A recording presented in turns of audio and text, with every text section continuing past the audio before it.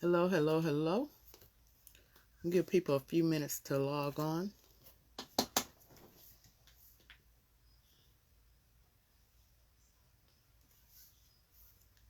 As always, we hope everybody's had a great day and going into the evening hours where we are. I don't know where you are, but we are grateful for everything that has been put before us today. And as you come on, we ask that you invite somebody or bring somebody on with you. And we'll just send out a couple invites while we're waiting.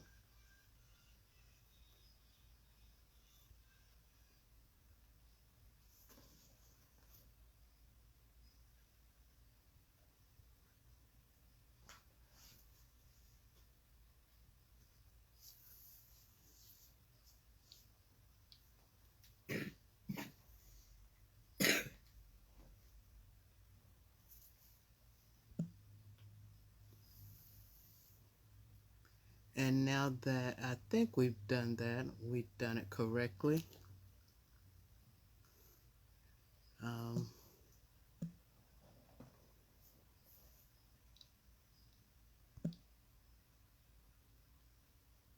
but we have people that are will come to this group or any group and really don't participate, don't show up for anything. But that's just the way some people will be. And I wish they would fix this to where you could just invite everybody at one time and not have to go through um, such a big list of people.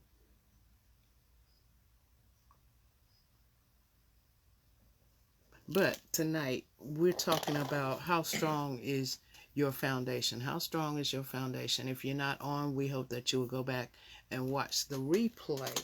But how strong is your foundation? I don't know if you've ever looked at, hey Camila, I don't know if you ever looked at skyscrapers and wondered how they were built and wondered how they were constructed or how they were designed. But how are they able? Hey Angela, how are they able to withstand the wind and storms and rain and everything that comes at them? Well, the truth is, the higher a building is built, the deeper the foundation has to be. Uh, when was the last time that you were attacked? When was the last time that something hit you so hard it went to the very core of your foundation, very core of the foundation of your faith? We all get hit and we all get attacked. Miss Barbara, good to see you. We all get hit and we all get attacked. And it seems like one day we're on top of the world, but within the next blink of an eye, the world is on top of us. James, the first chapter, the second through the fourth verse, in part it says, count it all joy when you meet trials of various kinds. Now, the key word here is when. It's not if things are going to happen to you, it's a matter of when. We all are going to go through some things. The key is how strong is your foundation. See, sometimes God has to allow things to come at us and to attack us uh, in order for our foundation to be cracked or shaken, that will cause us to move and to grow. Because sometimes we are so comfortable with where we are that we won't move outside of that unless something causes us to. And we as women, we as sisters in Christ, we take on so much in life. We have family, careers, our social life. Sometimes we can be blinded to the attacks, but it's with our faithfulness and with our patience we can allow the God that we serve to reconstruct us. He can rebuild us, and he can redevelop us, and we will be stronger and we will be higher than before. We're talking about how strong is your foundation. How strong is your foundation? We started talking about when you look at skyscrapers and these extremely tall buildings, how they are able, some of them, to withstand the attacks that come against them. It's because the taller you build a building, the further down the foundation has to be. So sometimes that reconstruction, when something is hard and it has hit us, sometimes that reconstruction period can be a long process. It can be tedious. It can be painful and tiring, but it's worth it in the end. But there are some things required for our reconstruction. The first thing is you've got to get the blueprint. In other words, you've got to go to the one who is an expert at building, a one who knows the ins and the out. The word said that God is the author and the finisher of our faith.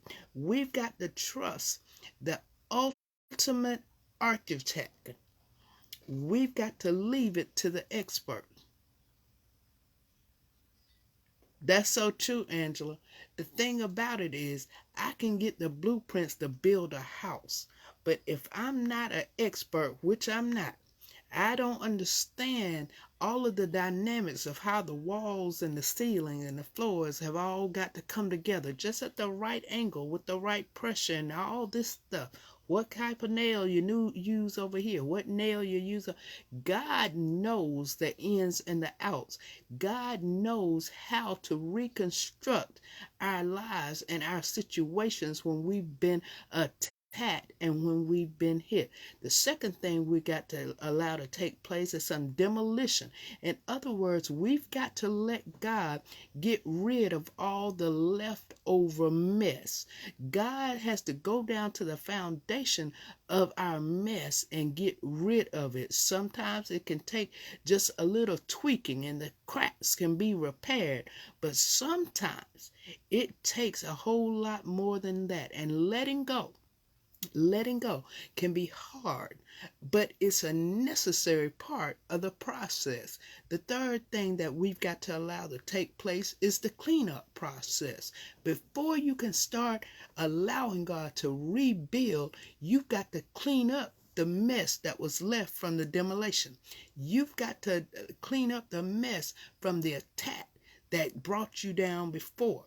The thing about it is, before any reconstruction can take place, there's got to be a cleanup.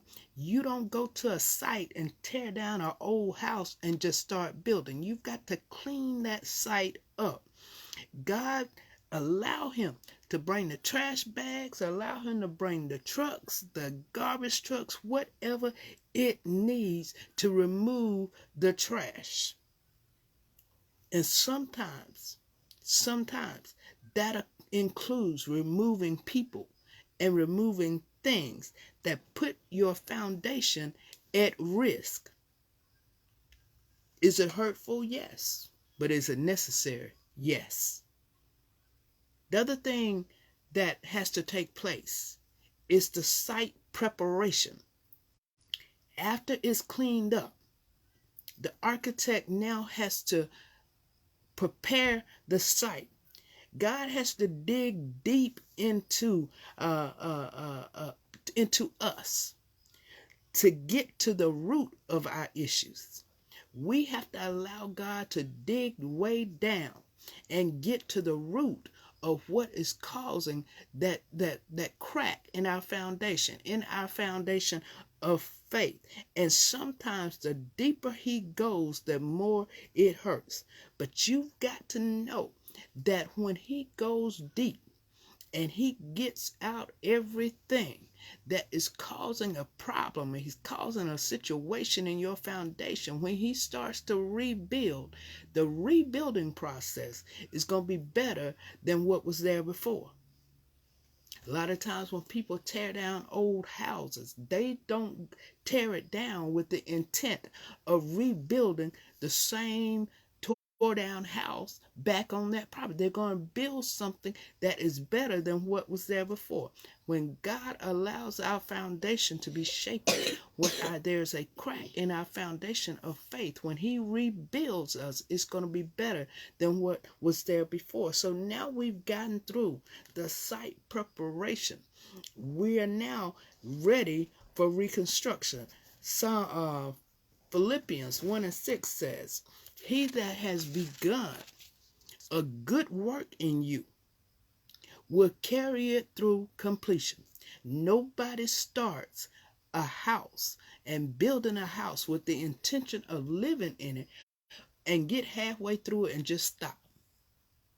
God doesn't do that with us. God doesn't start something with us and just walk away from it. He's going to see it through to completion. So count it all joy. Yes, the word says count it all joy. When we're faced with these various trials and tribulations, how do we count it all joy? We count it all joy because we know what's coming is better than what's been. We know that what God is rebuilding us in us is better than what was there before. See, we're all still a work in progress every single day. God is still constructing and working on us. He's not through with us yet. Don't think that you have arrived. We have not arrived. None of us have arrived. He's building and reconstructing us so that when the storms and the trials and the rain and all of that come, that we're able to withstand. That's right. That's right. That's right, Miss Barbara. When all of these things come at us, we're able to withstand. We've got to trust His plans. I want to know tonight, how deep is your foundation? How strong is your foundation? We've got to build our foundation on Christ, the solid rock. It says all other ground is sinking sand. The thing about it, when the architect starts to build and looks at a site to build, he looks to make sure the ground can withhold the foundation that he plans to put on it. When God looks at us, He reconstructs us to make sure that when He places His foundation within us, that we're able to withstand all the stuff that the world is going to pile on us. We as women, you're able to withstand the job, the careers, the family life, all of these things that come at us and that we take on as women, that we take on and want to carry. But we've got to allow God to finish what He has started within us. He's the author and the finisher. I mean, He wrote the plans and He's going to finish the plans. Trust His process. Wanted to leave that with you tonight. Y'all know we don't come to stay long. Come to say what we're going to say and we move on. But we hope that you have gotten something out of that as sisters in Christ. We hope that you're checking your foundation and that your foundation is built on Christ, the solid rock. Join us again on Tuesday. We'll be back with you then. But in the meantime, as you get ready to go out in the morning,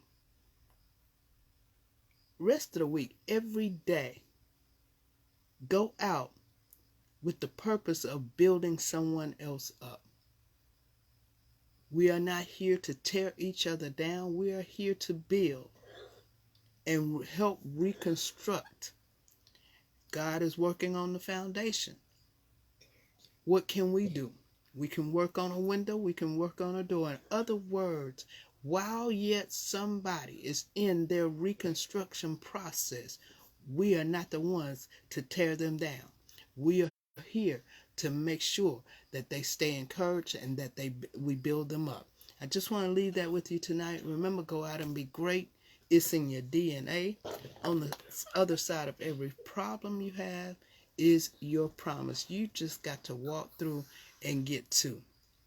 Walk through to get to. We love each and every one of you. Again, Tuesday night, 8 o'clock, we'll be back. Remember, invite somebody. If they're not a member of the group, invite them to be a member of the group. We'll see you next time. Y'all go out. Have a great day tomorrow. Have a blessed night tonight. We love you, and stay encouraged and check your foundation. Y'all have a great one.